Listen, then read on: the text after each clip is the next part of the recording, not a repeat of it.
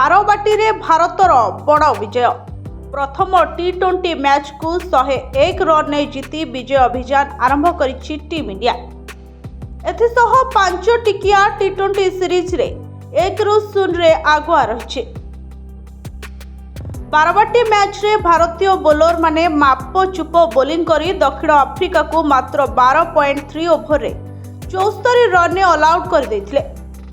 ଟି20 କ୍ରିକେଟରେ ଏହା ଦକ୍ଷିଣ ଆଫ୍ରିକାର ସର୍ବନିମ୍ନ ସ୍କୋର। ତେବେ ପ୍ରତ୍ୟେକ ଖେଳାଳି 2ଟି ଲେଖାଏଁ ୱିକେଟ୍ ନେଇଥିଲେ। ଭାରତ ପ୍ରଥମେ ବ୍ୟାଟିଂ କରି ହାର୍ଦ୍ଦିକ ପାଣ୍ଡ୍ୟାଙ୍କ ଅପରାଜିତ ଅର୍ଦ୍ଧଶତକ ସହାୟତାରେ 175 ରନ୍ କରିଥିଲା। ଜବାବରେ ଦକ୍ଷିଣ ଆଫ୍ରିକା ସ୍କୋର ମାତ୍ର 74 ରନ୍ରେ ସୀମିତ ରହିଗଲା। ବାରବାଟୀ ବିଜୟ ପଛର ହିରୋ ତଥା ମହାନାୟକ ଥିଲେ ହାର୍ଦ୍ଦିକ ପାଣ୍ଡ୍ୟା।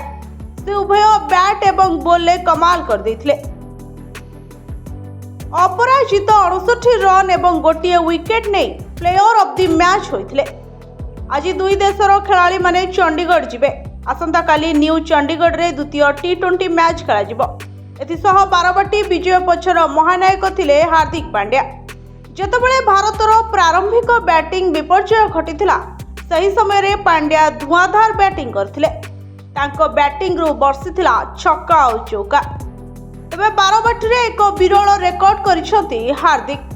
ଟି20 ଫର୍ମାଟରେ 100ଟି ଛକା ମାରିବାର ରେକର୍ଡ ଯୋଡ଼ି ହୋଇଛି ପାଣ୍ଡ୍ୟାଙ୍କ ନାଁରେ। ଏହି ମାଇଲଷ୍ଟୋନ୍ କରିବାରେ ସେ ହେଉଛନ୍ତି ଚତୁର୍ଥ ଭାରତୀୟ। ତାଙ୍କ ପୂର୍ବରୁ ରୋହିତ ଶର୍ମା, ବିରାଟ କୋହଲି, ସୂର୍ଯ୍ୟକୁମାର ଯାଦବ ଏହି ରେକର୍ଡ କରିସାରିଛନ୍ତି। ପାଣ୍ଡ୍ୟା 95ଟି ଇନିଂସରେ 100ଟି ଛକା ମାରିଛନ୍ତି। ଗତକାଲି ବାରବାଟୀ ଷ୍ଟାଡିୟମରେ 4ଟି ଛକା ମାରିଥିଲେ ପାଣ୍ଡ୍ୟା। ବ୍ୟୁରୋ ରିପୋର୍ଟ, जनता टीवी।